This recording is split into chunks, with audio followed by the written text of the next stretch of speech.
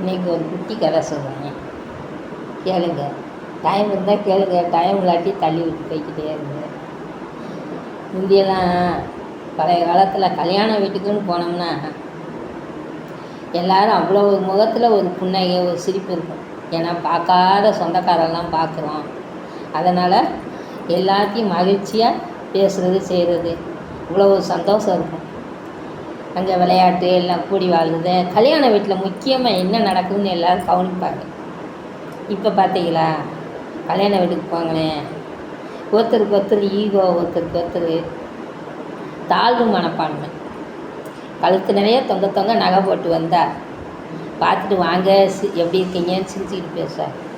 அதே ஒரு இல்லாத நகை நட்டு இல்லாமல் போங்களேன், அப்படி கண்டுக்கிற மாதிரி எப்போ வந்தேன் நான் கவனிக்கலையேன்ட்டு போயிடுவாங்க சாதாரணமாக.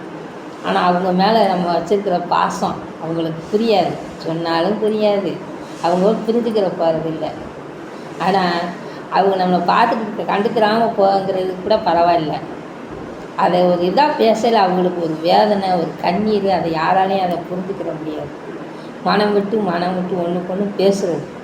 இப்போ உள்ள காலத்தில் வாங்களேன், கல்யாண வீட்டுக்குன்னு போயிட்டா எல்லோரும் அவங்க சேரில் உட்காந்து மணமேடையில் என்ன நடக்குதுன்னு கூட தெரியாது. பொண்ணு மாப்பிள்ளைக்கு என்ன அப்போ உள்ள இதை எப்படி பண்ணுறாங்க, கல்யாணத்தை இவங்க சாஸ்திரப்படி என்ன செய்கிறாங்க அப்படின்னு அதை ஒரு கண்டுக்கிறது, ஒரு மகிழ்ச்சி. யார் வந்துருக்காங்கன்னு பார்க்க மாட்டாங்க, தலையை கவுந்துக்கிட்டே செல்லத்தாங்க எல்லாம் பார்க்குறாங்க.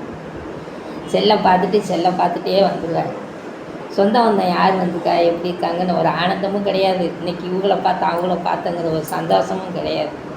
வந்துட்டு போகும்போது அவர் ஒரு பேச்சு பேசிட்டு போவார், வந்திருக்காவார் அப்படிம்பாங்க, கண்டுக்கிற மாதிரி போவார். அதில் புரிஞ்சுக்கிறவங்களும் இருக்காங்க, புரியாதவங்களும் இருக்காங்க. இப்போ உள்ள மனிதருக்கெல்லாம் நகையும் காசும் தாங்க முக்கியம், மனுஷருக்கு முக்கியம் இல்லை. ரொம்ப கஷ்டப்படுறவங்கள யாரும் கண்டுக்கவே முடியறாங்க. அந்த வேதனைப்படுற கண்ணீர் யாரையும் புரிஞ்சுக்க முடியாது. எங்கே பார்த்தாலும் ஃபோனு தான். ஒரு விசேஷம்னா போனால் யார்கிட்டையும் பேசுகிறது கிடையாது, ஃபோனு தான். எடுத்தாலும் செல்ஃபி தான்.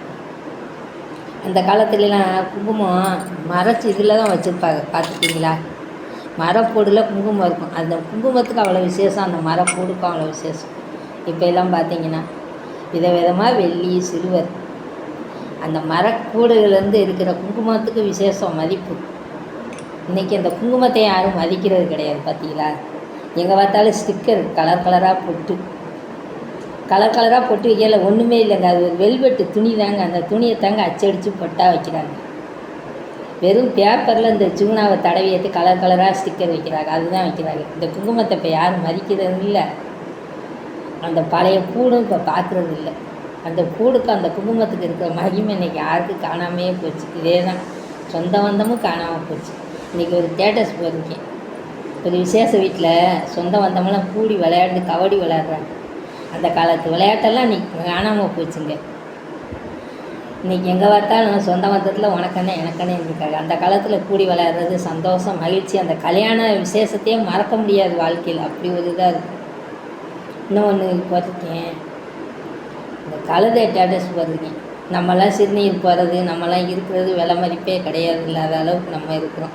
ஆனால் ஒரு கழுதையோட ஒன்றுக்கும் விலை போகுது, அது போகிறத விட்டையும் விலை போகுது, செத்த கூட அது எலும்பு கூட விலை போகுது. மனுஷருக்கு எதுவுமே விலை இல்லைங்க. இதாங்க நம்மளோட வாழ்க்கை, புரிஞ்சுக்கோங்க. கேட்டதுக்கு ரொம்ப தேங்க்ஸ்.